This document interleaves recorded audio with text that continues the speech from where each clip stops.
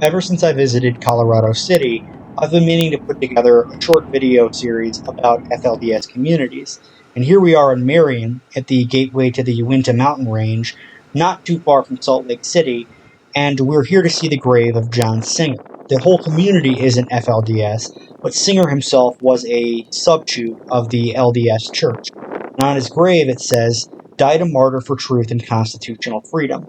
He was killed in 1979 over a dispute about homeschooling his children. What had happened was he was a child to German immigrant parents. In fact, the town of Marion was often called Little Denmark.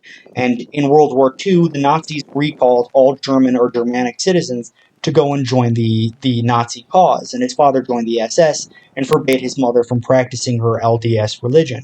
But when the war was over, they returned after the mother and father got a divorce, and he became fiercely independent. He always hated his time in Nazi Germany. He was still a racist and believed in segregation, but did not like how he was raised. And he hated the heavy hand of his father, and he started his own farm up here in Marion. And he demanded to homeschool his kids because there were pictures of black and white children next to each other in the textbooks. And yeah, he was a racist, but it's kind of, they viewed it as their constitutional right to be able to teach their children what they wanted. And this is a church that plays a crucial role later in the story, but they did not believe in the regular LDS church. They were excommunicated very soon after they started talking about these ideals, and he started believing in plural marriage. And there was a custody battle because he took two wives, and his second wife had doubled the size of the family, although she was still legally married to her ex-husband. So now you had the local community coming in and trying to serve him warrants and arrest him over failure to educate his kids, because he refused to show the police that he was educating the kids of this her wife's true legal husband in the legal sense. And so these reporters would come up, but what he wouldn't know is that they were not in fact reporters; they were cops in disguise. They would try to hassle him, wrestle him to the ground, and take his kids from him. And he would pull a pistol on them or overpower them, and he instantly became a folk hero because they didn't identify themselves as cops, they weren't dressed as cops, they didn't have badges, and they didn't have a warrant. So they acted completely outside of their legal means. And in 1979, the same thing happened. Because he was a folk hero, he was visited by many different journalists, and this guy identified himself as a journalist. But when he pulled a shotgun on him, Singer went to go pull a pistol, and he was shot in the chest and killed. And he was buried under the flag of Deseret, the Mormon theocracy under Brigham Young. And 9 years after his death, his son, who was away at the time of his murder, and his wife teamed up to bomb the church whose pictures I've already shown, thinking that it would resurrect John Singer.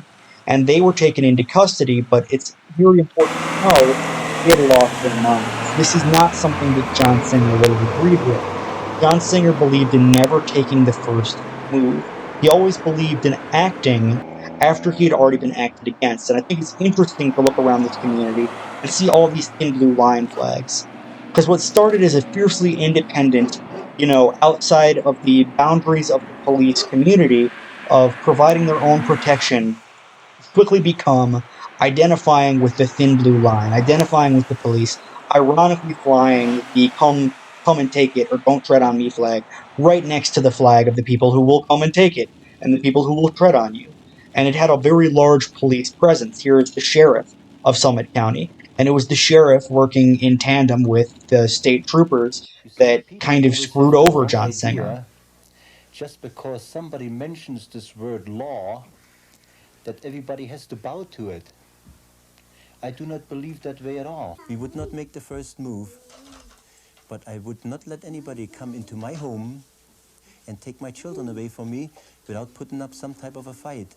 And for John Singer, the problem started when he and his first wife, Vicky, pulled all of their children out of public schools in the late 1970s because the textbook showed pictures of black and white people together. John and I believe that there should be segregation in the races. They're integrating the books. He just objected to the textbook. On one occasion, heavy-handed cops posing as reporters tried to tackle Singer and take him in, but the raw-boned farmer fought back and got away. And suddenly, John Singer was a folk hero. I told him I ain't got no interest in shooting him, but I told him if you ever try it again, I blow your stupid heads off. But a short time later, it was John Singer who was shot and killed by police. They say he pulled a gun on them as they tried to arrest him out by his mailbox one morning. A shooting that silenced Singer, but only made the cries of his family and his supporters louder. This woman is John Singer's sister. Are you happy? I didn't do that. No, but you were part of it. Armored vehicles then rolled into the Singers' compound to end the standoff. A bloody little footnote in America's polygamist history, but also a powerful reminder to just how fast violence can erupt when secular law collides with fundamentalist beliefs in places like northern Utah, in places like Colorado City, and in places like West Texas. The option is not with them. If they're gonna kill me, it's with my God. That was just a couple of reports by the local Utah reporter Mike Watkiss, and these are images taken in Marion of his grave in the corner of the cemetery.